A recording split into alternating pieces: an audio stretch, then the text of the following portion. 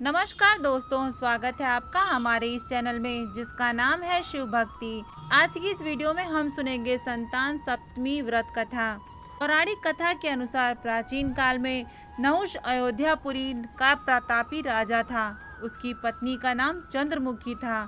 उसके राज में ही विष्णुदत्त नामक एक ब्राह्मण रहता था जिसकी पत्नी का नाम रूपवती था। एक दिन वो दोनों सरयू में स्नान करने गई जहाँ अन्य स्त्रियां भी स्नान कर रही थी। उन स्त्रियों ने वही पार्वती शिव की प्रतिमा बनाकर विधि पूर्वक उनका पूजन किया। जब रानी चंद्रमुखी और रूपवती द्वारा उन स्त्रियों से पूजन का नाम तथा विधि के बारे में पूछने पर एक स्त्री ने बताते हुए कहा कि यह संतान देने वाला व्रत है। इस व्रत के बारे में सुनकर रानी चंद्रमुखी और रूपवती ने भी इस व्रत को जीवन प्रयत्न करने का संकल्प किया और शिवजी के नाम का डोरा बांध लिया।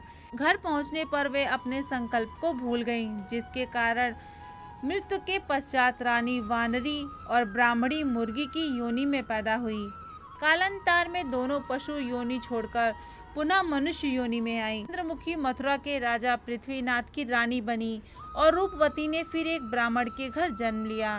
इस जन्म में ईश्वरी नाम से रानी और भूषणा नाम से ब्राह्मणी जानी गई। राजपुरोहित अग्निमुखी के साथ भूषणा का विवाह हुआ।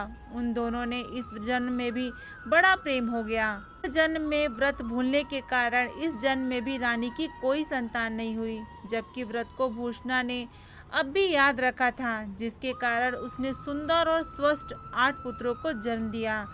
संतान नहीं होने से दुखी रानी ईश्वरी ने एक दिन भूषणा उससे मिलने गई और उस पर रानी के मन में भूषणा को लेकर ईर्ष्या पैदा हो गई और उसने उसके बच्चों को मारने का प्रयास किया, परंतु वह बालकों का बाल भी बांका न कर सकी।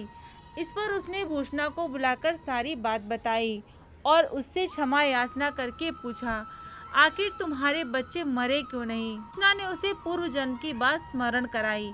साथ ही ये भी कहा कि उसी व्रत के प्रभाव से मेरे पुत्रों को आप चाह कर भी नहीं मार सकी।